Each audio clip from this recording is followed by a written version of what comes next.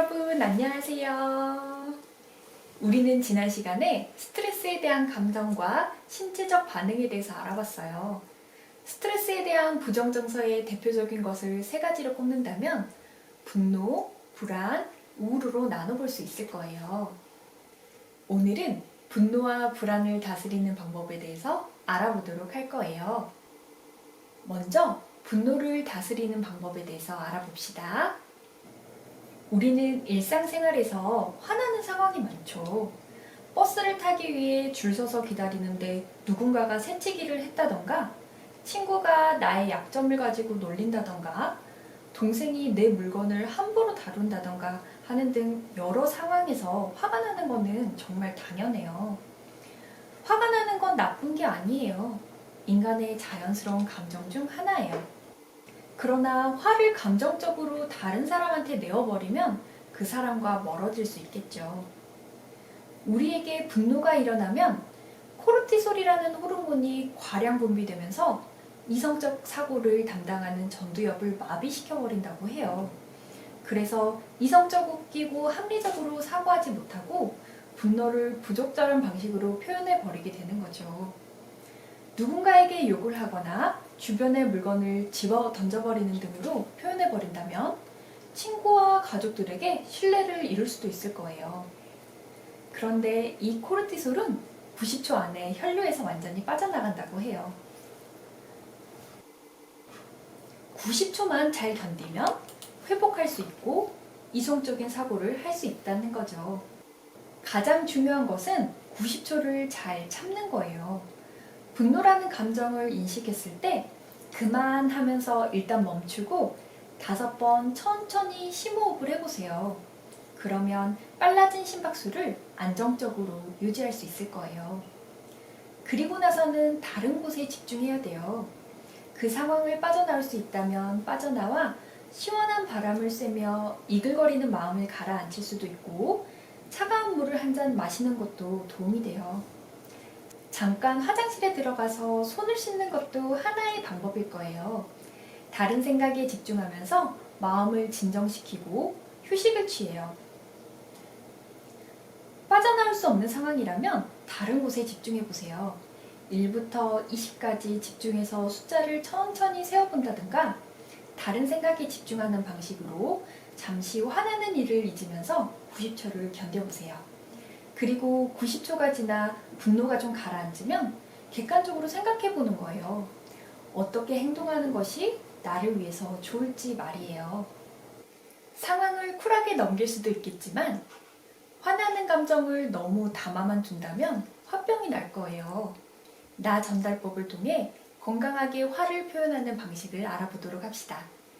나 전달법은 나를 주어로 이야기하며 상대방의 기분을 해치지 않으면서 나의 주장을 하는 좋은 표현 방법이에요. 이 방법은 착하게 이야기하는 것, 양보하기 위해 쓰는 표현이 아닌 나의 기분을 정확하게 전달하면서 상대방을 비난하지 않게 하기 위해 사용하는 것이에요. 다른 방식으로는 너 전달법이 있는데요. 너를 주어로 하며 상대를 탓하고 상대에게 책임을 돌리는 대화 방법이에요. 다른 사람은 자신을 비난하는 것으로 듣게 되어 의사소통이 오히려 막히게 되겠죠. 우리는 일상에서 너 전달법에 익숙해져 있는 것 같아요. 나 전달법으로 말하는 연습을 해볼까요? 나는 네가 어떤 행동을 하니 내 감정이 어때? 라고 상대방의 행동, 사실, 그리고 그에 대한 나의 감정을 이야기하는 거예요. 예시를 한번 살펴볼까요? 나는 네가 나에게 비난을 하니 기분이 상해. 이렇게 이야기해 볼 수 있겠죠? 연습해 봅시다. 만약 친구에게 질문을 했는데 아무런 답변을 받지 못했을 때 어떻게 이야기할 수 있을까요? 너 전달법이라면 너 내 말 무시하니? 라고 말하게 되고 친구의 기분이 상할 수도 있겠죠. 그러나 나 전달법을 이용하면 나는 네가 내 질문에 답을 해주지 않아서 답답해 라고 좀 더 부드럽게 내 감정을 전달할 수 있겠죠. 또 하나 연습해 봅시다. 친구 행복이가 무슨 일인지 나랑 말도 안 하려고 한다면 뭐라고 할 수 있을까요? 성실이님 한번 해보시겠어요? 네. 행복아, 나는 네가 나와 말을 안 하려고 하는 것 같아서 너무너무 속상해. 네, 너무 잘하셨어요. 네. 거기에 무슨 일이 있었는지 이야기해 줄 수 있겠니? 하는 나의 바람까지 넣어준다면 완벽하겠죠? 여러분들도 꾸준히 연습을 통해서 화내지 않고 여러분의 기분을 정확하고 건강한 방식으로 전달해 나갈 수 있기를 바라요. 네. 다음은 불안을 다스리는 방법에 대해서 알아보도록 합시다. 여러분은 언제 불안하세요? 시험 보기 전, 발표할 때, 코로나 뉴스 볼 때, 밤길을 걸을 때, 처음으로 자전거 타는 것을 배울 때 불안함을 많이 느끼죠. 불안은 동물적 본능이며 생존에 꼭 필요한 감정이에요. 예를 들면 신호등이 없는 횡단보도를 건널 때 긴장하면서 주변을 잘 살피는 것도 불안의 긍정적인 효과라고 할 수 있고요. 코로나에 감염될까 불안을 느끼는 그 스트레스가 우리에게 마스크를 꼭 쓰고 다니게 하고 손 씻기를 더 열심히 하여 질병 예방에 도움을 주고 있죠. 이렇게 적절한 불안은 일상에 긍정적인 효과가 있어요.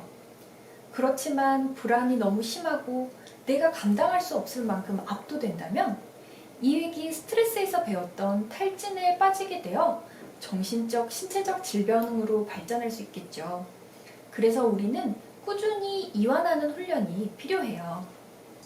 이완 훈련 중 하나인 복식호흡에 대해서 배워보도록 하겠습니다. 복식호흡은 혈압과 심장 박동수를 안정시켜주고 신체적 긴장을 낮춰주어 신체적, 심리적 안정에 도움이 됩니다. 한번 같이 해볼까요? 나비포옹은 스스로를 토닥여 마음을 안정시키는데 도움이 됩니다. 한번 같이 해볼까요?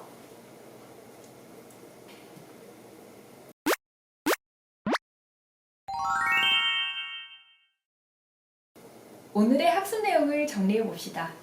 첫 번째로는 분노를 다스리는 방법으로 90초를 참으면 감정적으로 행동하는 것을 막고 이성적으로 생각할 수 있게 된다는 것을 배웠고, 또 건강하게 화를 표현하는 방식인 나 전달법에 대해서 배웠습니다. 두 번째로는 불안을 다스리는 이완 훈련으로 복식호흡 그리고 나비포옹을 함께 해보았어요. 여러분 어떠셨나요? 도움이 되셨나요? 네. 다음 시간에는 우울을 다스리는 방법에 대해서 알아보도록 해요. 다음 시간에 또 만나요. 또 만나요.